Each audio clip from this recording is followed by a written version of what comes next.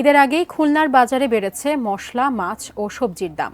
New market থেকে বাজার পরিস্থিতি জানিয়েছেন প্রতিনিধি পলাশ চন্দ্র ঢালী।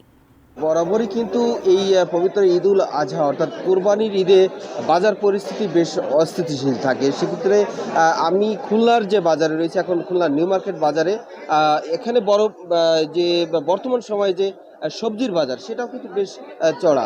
আলু কেজি প্রতি ৬০ টাকা, এটা কিন্তু সাধারণের জন্য বেশ কষ্টকর। এছাড়াও পেঁয়াজের দাম চলছে ৮০ থেকে ৮৫ টাকা কেজি।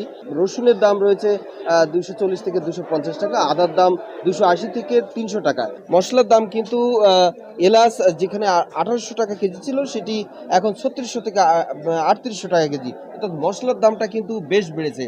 একটু মাছের বাজারটা একটু জানাতে চাই। সাধারণত খুলনার বাজারে বড় রুই বিক্রি হচ্ছে ৪৫০ টাকা করে, ভেটকি ৮৫০ টাকা, দেশি পাঙাশ ৯০০ টাকা, আইড় মাছ বিক্রি হচ্ছে ১০০০ টাকা করে, বোয়াল বিক্রি হচ্ছে ৬০০ টাকা করে, ট্যাংরা মাছ ৮০০ থেকে ১২০০ টাকা, ইলিশ কেজি সাইজের ইলিশ বিক্রি হচ্ছে ১৬৫০ টাকা করে কেজি। আমরা দোকানিদের সাথেও কথা বলেছি, ক্রেতাদের সাথেও কথা বলেছি। তারা বলছে যে এই ঈদের সময় যদি দামটা যদি আরেকটু সহনীয় পর্যায়ে থাকে, তাহলে সেটি কিন্তু সকলের জন্য ভালো হয়। এই ছিল আমার কাছে খুলনা নিউ মার্কেট থেকে খুলনার যে ঈদকে কেন্দ্র করে বাজার পরিস্থিতির সর্বশেষ তথ্য।